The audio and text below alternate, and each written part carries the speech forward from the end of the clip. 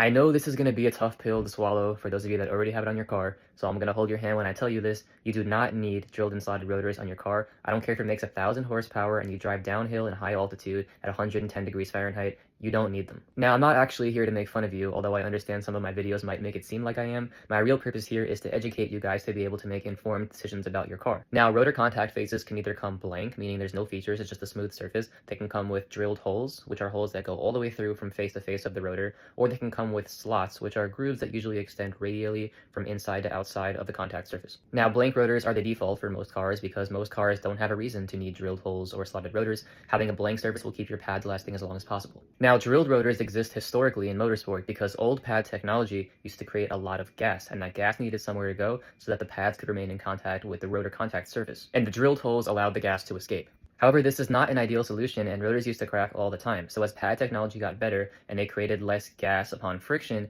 then they stopped using drilled rotors in motorsport. And then slotted rotors became more common in motorsport. So what slots do is they clean the surface of your pad every time they pass by, giving you a fresh contact surface for better friction. And they still provide a channel for any outgassing of brake pads, if there's any at all, which is debatable for modern pads. Now, because of this more effective contact patch between rotor and pad, the slotted rotors can indirectly cool your brakes. Now, other functions of drilled rotors and why they're still on cars today is that they can give you extra comfort while braking in rain, because it gives the water somewhere to escape to. That's why you'll see it on cars like Porsches, Lexus, BMW from the factory. And theoretically, they can improve cooling by giving you more surface area to the ambient environment, but at the same time, they're reducing your thermal mass, meaning that they'll heat up a lot quicker. Now, drilled and slotted rotors, which is marketing's favorite option because they're the easiest to sell and list a bunch of hypothetical performance benefits, these are redundant features. You do not need drilled holes when you already have slots. All the drilled holes are going to do is increase your risk of cracking rotors and wear down your pads a lot faster. Now, I know the drilled and slotted users are going to be fighting for their lives in the comments to defend their purchase and their ego, and they're going to tell me that they once switched to drilled and slotted rotors and their braking felt a lot better. It was not because of the drilled holes. It's more likely that the reason your brakes now feel better is because either A, you finally bled your brake fluid, getting all the air out,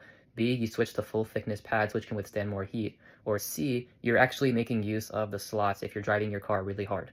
So my guidance on how to go about brakes is start with blank rotors. If you have no reason to switch, then you don't switch. You'll keep your pads lasting as long as possible. If you're having brake issues, upgrade your pads, upgrade your fluid, and if your brake size is very small, upgrade your rotor and caliper size. And for most drivers, especially if you have a lightweight car, this should be enough. But if you're still experiencing issues and your brake pads are glazing, meaning you're pushing extra on your brakes after they heat up and they're not braking extra, you want to try slotted rotors so you can scrape away that glazed surface. Or if you're experiencing what feels like warped rotors, meaning you push on your brakes and you get this juddery feeling, it's more often than not actually uneven pad deposits, not your rotors physically warping. And the slots can help prevent those uneven deposits.